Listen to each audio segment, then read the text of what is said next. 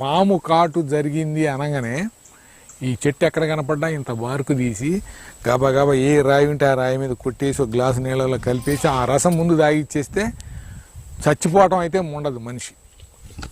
పాము విషాన్ని వితిన్ మినిట్స్లో తీసేయగలిగే శక్తి ఉన్న చెట్టు సీతాఫలం.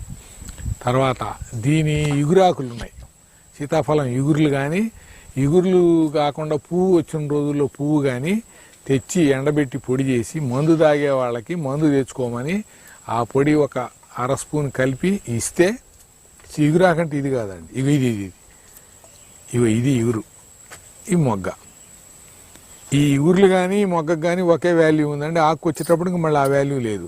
మందు తాగేవాళ్ళు పాన్ గుట్కాలు మానేయాలనుకున్న వాళ్ళకి ఆ పాన్ గుట్కాలో ఇది కల్పిస్తే 2 రోజులు నవ్వులుతాడు, 3వ రోజు నుంచి పాన్ జోలు ఓడిగా కలిపే వాళ్ళకి ఈ పొడి, లేకపోతే పచ్చిది కూడా ఇచ్చేయచ్చు.